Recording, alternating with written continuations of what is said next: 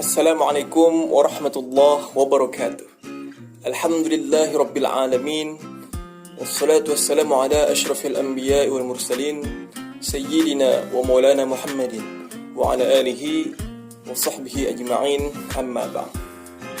Sebelumnya izinkan Bapak memperkenalkan diri.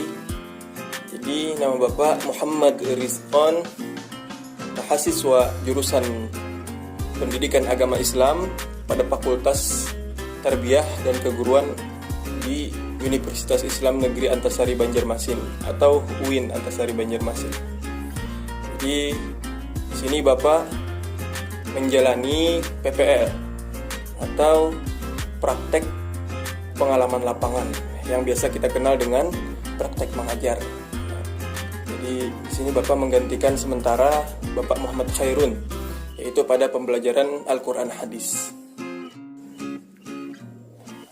Anak-anak sekalian yang berbahagia, sebelum kita memulai pembelajaran pada hari ini, ada baiknya kita terlebih dahulu membacakan surah Ummul Quran, yaitu surah Al-Fatihah.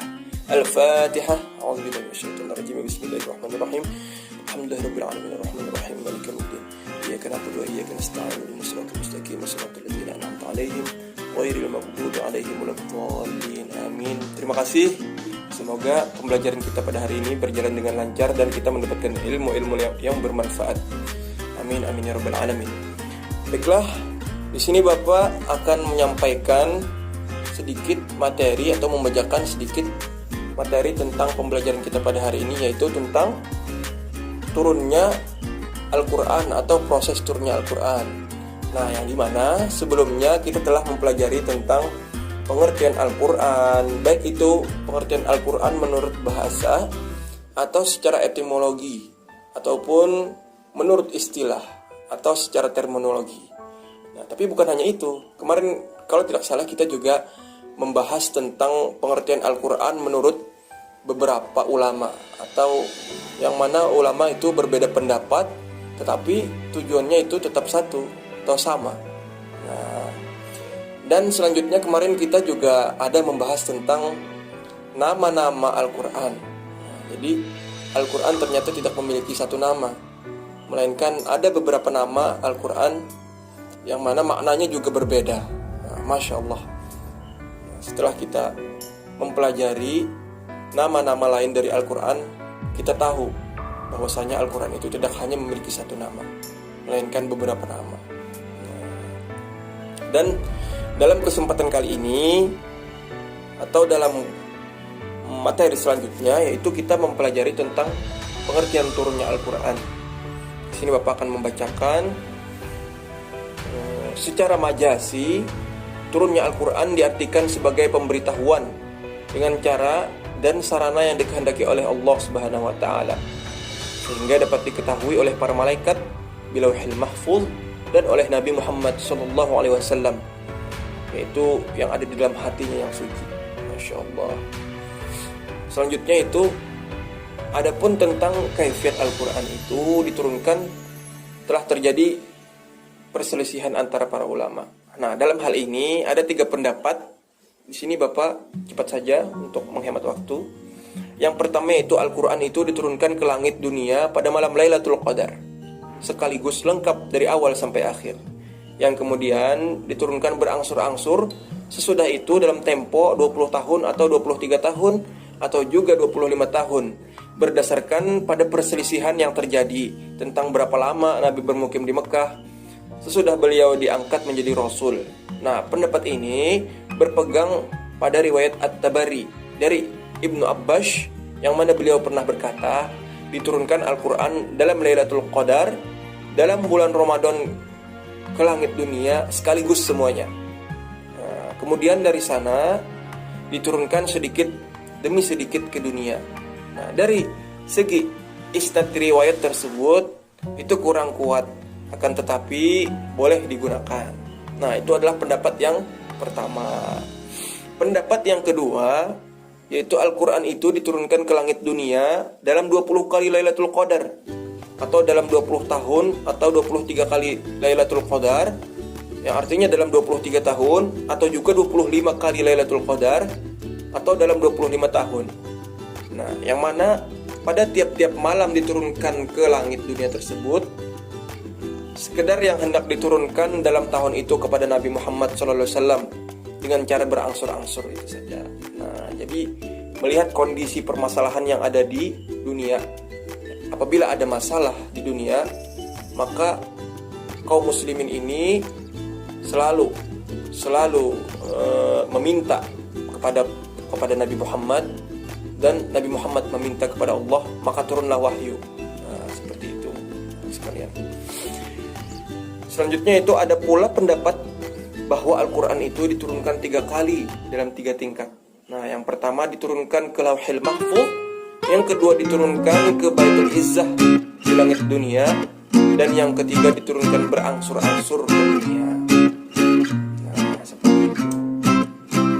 Adapun menurut pendapat jumhur ulama, lafaz Al-Quran tertulis di Lauhil Mahfuz lalu dipindah dan diturunkan ke bumi.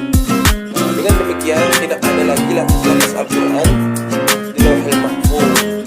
Adapun menurut pendapat Hasbi As-Siddiqi yang dinukil bukan lafaz yang termaktub, hanya disalin lalu diturunkan.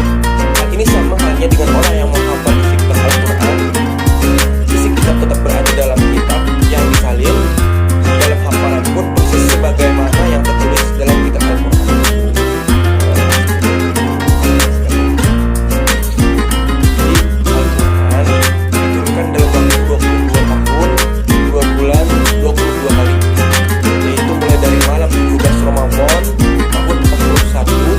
Dari kelahiran Nabi sampai 9 Zulhijjah, yaitu pada Haji Wada tahun 63 dari kelahiran Nabi atau tahun 10 Hijriah.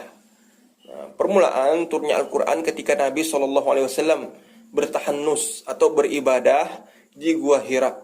Nah, pada saat itu turunlah wahyu dengan perantara Jibril Al-Amin dengan membawa beberapa ayat Al-Quranul Hakim. Surat yang pertama yaitu surat Al-Alaq ayat 1-5. Nah, sebelum wahyu diturunkan, telah turut sebagian jelas tanda dan dalil, sebagaimana hadis yang diriwayatkan Imam Bukhari dengan sanad dari Aisyah yang menunjukkan akan datangnya wahyu dan bukti nubuwah bagi Rasulullah SAW yang mulia. Yang mana di antara tanda-tanda tersebut adalah mimpi yang benar dikala beliau tidur, dan kecintaan beliau untuk menyendiri dan berkhalwat di Gua Hira untuk beribadah taat kepada Tuhannya. Nah, itu tadi adalah materi atau pengertian tentang proses turunnya Al-Quran dari Allah Subhanahu wa taala ke Nabi Muhammad SAW. Jadi kesimpulannya yaitu turunnya Al-Quran atau nuzulul Quran itu merupakan peristiwa, nuzulul Quran itu merupakan peristiwa turunnya wahyu Allah yaitu Al-Quran kepada Nabi Muhammad SAW melalui perantara malaikat Jibril alaihissalam secara berangsur-angsur. Adapun nuzulul Quran atau peristiwa turunnya Al-Quran itu terjadi pada malam 17 Ramadan, yaitu pada saat Nabi bertahanus tadi katanya di Gua Hira. Nah, pada tahun 41 dari kelahiran Nabi Muhammad SAW, yang dimana awal dari turunnya wahyu Allah itu adalah wahyu Allah surah Al-Alaq ayat 1 sampai dengan ayat 5. Nah, jadi itu adalah kesimpulan dari peristiwa turunnya Al-Quran atau nuzulul Quran. Nah, mungkin itu saja yang dapat Bapak sampaikan. Semoga bermanfaat. Nah, apabila ada komentar atau pertanyaan, silahkan anak-anak sekalian menuliskan di kolom komentar yang sudah disediakan. Semoga apa yang kita pelajari hari ini bermanfaat dan bisa kita pahami dan kita amalkan, yaitu mengamalkan Al-Quran setiap hari. Semoga kita sukses dunia dan akhirat. Jadi itu saja yang dapat Bapak sampaikan. Mohon maaf apabila ada kekurangan. Wabillahi taufiq wal hidayah, wal ridha wal inayah. Wassalamualaikum warahmatullahi wabarakatuh.